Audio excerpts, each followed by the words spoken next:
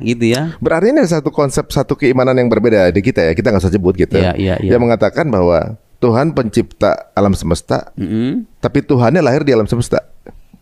Enggak. Tuhan itu ada salah satu keyakinan yang Tuhannya lahir di bumi, tapi dia juga pencipta alam semesta. Oh itu ya keyakinan yang berbeda bukan kita. Iya. Jadi konsepnya juga fail juga di situ kan berarti. Tapi secara umum gini Mas, agama teistik itu sebetulnya percaya dengan creator itu, pencipta itu sebetulnya percaya. Jadi ada satu titik temu antara kita dengan mereka, percaya dengan Tuhan pencipta. Iya, di situnya ketemu. Itu ketemu gitu ya.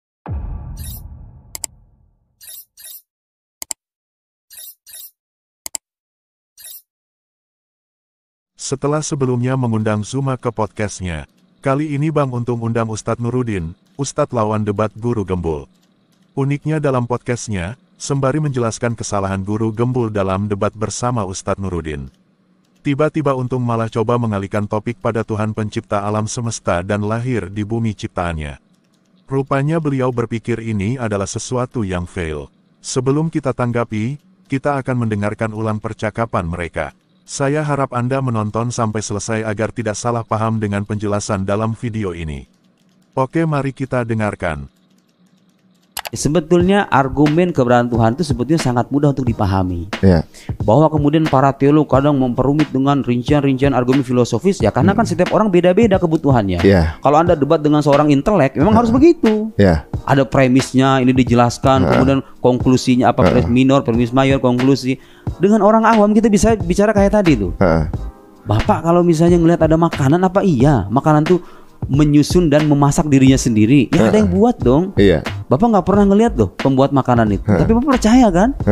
Jadi saya ingin mengatakan kepercayaan kita kepada Tuhan itu sangat rasional, sangat ilmiah. Justru malah ilmiah ya. Justru tidak ilmiah ketika Anda mengatakan alam itu ada sekonyong-konyong, tidak ada sebab, ya kan? Justru nggak ilmiah, justru malah kembali ke konsep mereka yang bilang semuanya ada yang menyebabkan, jadi itu kan justrunya.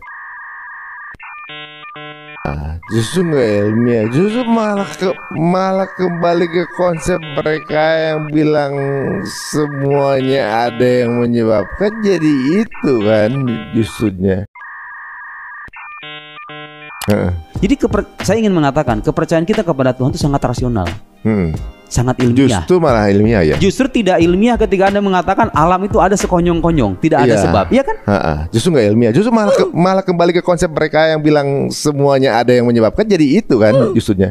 Jadi mestinya orang yang punya pikiran itu justru harusnya percaya Tuhan dong mestinya. Iya, kalau orang itu konsisten dengan nalar sehatnya, percaya gini aja, Anda percaya nggak ada sebab akibat gitu aja. Kalau Anda percaya, jelaskan kepada saya apa sebab dibalik alam semesta ini. Ayo. Keren sih, angle antum tuh keren banget. Dan nggak mungkin gini loh, nggak mungkin misalnya orang dikatakan, oh oke, saya percaya sebab akibat, tapi yang menjadi sebabnya itu adalah alam itu sendiri. Loh, kok bisa Anda mengatakan? Lihat Mas, A dan B. A dikatakan menciptakan B, tapi B juga A diciptakan oleh B, B diciptakan oleh A. Logik nggak itu?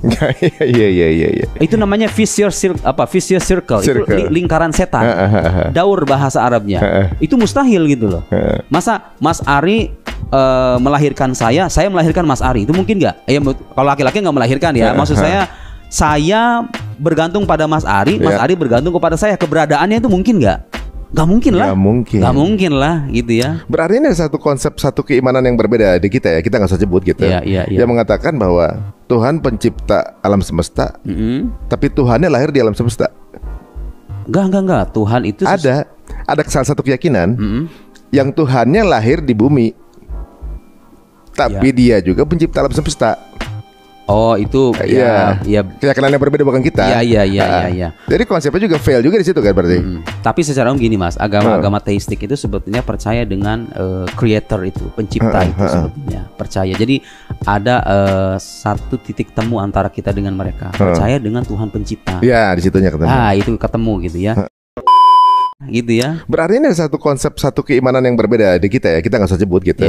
Yang mengatakan bahwa Tuhan pencipta alam semesta, tapi Tuhannya lahir di alam semesta. Enggak. Tuhan itu ada salah satu keyakinan yang Tuhannya lahir di bumi, tapi dia juga pencipta alam semesta. Oh itu keyakinan yang berbeda bukan kita. Iya. Saudara, Tadi kita melihat sendiri bahwa sebenarnya Ari Untung ini tidak bisa menyeimbangi cara berpikir dan berbicara Ustadz Nurudin. Sebagaimana di bagian yang coba saya loading tadi, jelas terlihat keterbatasan Ari Untung menyeimbangi Ustadz Nurudin. Anehnya malah menyerempet ke kepercayaan lain, yang kemudian diluruskan oleh Ustadz Nurudin. Sebagai orang Kristen, tentu fail yang mau disinggung oleh Ari Untung saat percakapannya dengan Ustadz Nurudin mengarah pada kekristenan. Mengingat kita percaya bahwa alam semesta dijadikan oleh firman Allah yang kita kenal dalam pribadi Yesus. Tuhan Yesus sendiri datang ke dunia mengambil rupa manusia. Dalam hal ini Tuhan Yesus dilahirkan di dunia yang Dia ciptakan untuk menyelamatkan manusia. Sebagaimana disebutkan dalam Yohanes 1 ayat 1-3 pada mulanya adalah firman, firman itu bersama-sama dengan Allah dan firman itu adalah Allah. Ia pada mulanya bersama-sama dengan Allah. Segala sesuatu dijadikan oleh Dia dan tanpa Dia tidak ada suatu pun yang telah jadi dari segala yang telah dijadikan. Untuk menjawab tuduhan bahwa kekristenan adalah kepercayaan yang gagal karena Tuhan yang menciptakan alam semesta lahir di dalamnya adalah salah satu keberatan umum dari perspektif Islam atau materialisme. Maka untuk menanggapi dengan tegas dan ilmiah, kita perlu mendalami beberapa konsep teologis dan filsafat logis. Pertama, kekeliruan kategori atau kategori error. Tuduhan tersebut keliru karena menyamakan dua kategori yang berbeda, eksistensi Tuhan yang transenden dan inkarnasinya dalam bentuk manusia di dunia ini. Tuhan dalam kekristenan adalah transenden, tidak terbatas pada waktu dan ruang, dan tidak menjadi bagian dari ciptaan secara esensial. Nanti saya akan coba jelaskan dengan lebih sederhana agar orang awam yang mendengar video ini bisa mengerti. Makanya dengarkan sampai selesai. Lanjut. Inkarnasi Kristus bukanlah Tuhan menjadi bagian dari alam semesta, dalam pengertian terbatas, tetapi adalah Allah yang kekal dan tak terbatas mengambil rupa manusia untuk menyelamatkan umat manusia. Filipi 2 ayat 6-7. Tuhan tetap Allah yang transenden, bahkan ketika Dia menjelma sebagai Yesus. Kedua, inkarnasi dalam artian pengosongan diri, bukan pembatasan diri. Dalam teologi Kristen, inkarnasi bukan berarti Tuhan berhenti menjadi Tuhan atau menjadi bagian dari ciptaan secara esensial. Yesus Kristus, menurut doktrin Trinitas, adalah salah satu pribadi dari Allah Tritunggal yang turun ke dunia dalam rupa manusia tanpa mengurangi keilahiannya. Yohanes 1 ayat 14 menjelaskan bahwa firman itu telah menjadi manusia, menunjukkan bahwa inkarnasi adalah cara Allah untuk mendekati manusia, bukan berarti Ia terkurung dalam batasan materi. Ini adalah misteri yang tidak dapat dicerna hanya dengan pemikiran materialistik.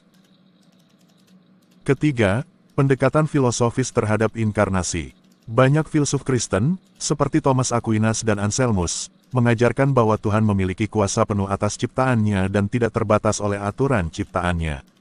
Jika Tuhan Maha Kuasa, tidak ada yang menghalanginya untuk masuk ke dalam ciptaannya dalam bentuk tertentu tanpa kehilangan sifat keilahiannya. Dalam ilmu fisika, kita mengenal bahwa dimensi yang lebih tinggi, misalnya, dalam teori dimensi tidak dibatasi oleh dimensi yang lebih rendah. Tuhan yang berada di luar ruang dan waktu tidak terbatas oleh ruang dan waktu, sehingga bisa memilih untuk berinkarnasi. Keempat, inkarnasi sebagai tindakan kasih. Inkarnasi dalam kekristenan bukanlah masalah keabsahan, tetapi merupakan tindakan kasih. Doktrin kekristenan mengajarkan bahwa Allah, dalam kasih-Nya kepada umat manusia, berinkarnasi sebagai Yesus untuk menebus dosa manusia. Ini adalah tindakan Tuhan yang personal dan penuh belas kasih, dan merupakan bagian dari rencana keselamatan. Jadi, tuduhan bahwa kekristenan fail tidak mempertimbangkan sifat kasih dan pengorbanan yang sangat penting dalam teologi Kristen. Kelima, perbedaan paradigma dalam konsep ketuhanan. Dalam Islam, Tuhan dianggap sebagai entitas yang sangat transenden dan tidak mungkin berinkarnasi. Sementara itu, dalam kekristenan, Allah yang transenden juga imanen, dan kehadirannya dalam dunia ini melalui inkarnasi adalah bagian dari sifat kasih Allah yang berelasi dengan ciptaannya. Perbedaan paradigma ini harus dipahami sebelum menilai kepercayaan agama lain sebagai fail.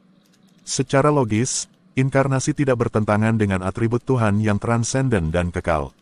Ini adalah manifestasi kehendak Tuhan untuk menyelamatkan umat manusia, bukan kelemahan atau ketidakmampuan Tuhan.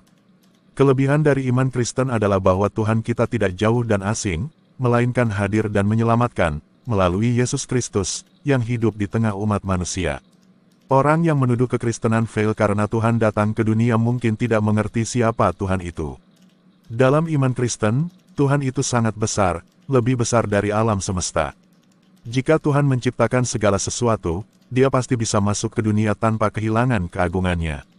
Sama seperti seorang pembuat komputer bisa menyentuh atau memperbaiki komputernya tanpa menjadi bagian dari komputer tersebut, Tuhan juga bisa datang ke dunia tanpa kehilangan ketuhanannya. Tuhan tidak datang ke dunia hanya untuk tinggal di sini, tapi untuk menyelamatkan manusia. Dalam iman Kristen, kita percaya bahwa Yesus adalah Tuhan yang menjadi manusia untuk menyelamatkan manusia dari dosa. Ini adalah tindakan kasih yang luar biasa. Jadi, bukan soal Tuhan lahir dalam dunia seperti manusia biasa, tetapi Tuhan memilih untuk menjadi manusia demi kebaikan kita. Meskipun Yesus lahir di dunia sebagai manusia, Tuhan tetap menjadi Tuhan yang Maha Kuasa. Tuhan tidak menjadi terbatas seperti manusia biasa, karena dalam iman Kristen, Yesus tetap Tuhan yang bisa melakukan mukjizat, mengampuni dosa, dan bangkit dari kematian. Dia hanya mengambil rupa manusia untuk mendekat kepada kita, tetapi keilahiannya tidak berubah. Dalam Islam, Tuhan dianggap tidak mungkin menjadi manusia. Tapi dalam kekristenan, Tuhan bukan hanya besar dan berkuasa, tapi juga penuh kasih. Karena kasih-Nya yang besar, Dia mau datang langsung ke dunia untuk menolong manusia. Jadi, perbedaan cara pandang ini membuat kita harus melihat dari sisi iman Kristen untuk memahami mengapa Tuhan bisa dan mau datang ke dunia. Kesimpulannya, Tuhan yang menciptakan alam semesta tentu saja bisa datang ke dunia, dan dalam kekristenan, Dia melakukan ini karena cintanya kepada manusia. Ini bukan kelemahan, tapi kekuatan Tuhan yang penuh kasih dan rela berkorban.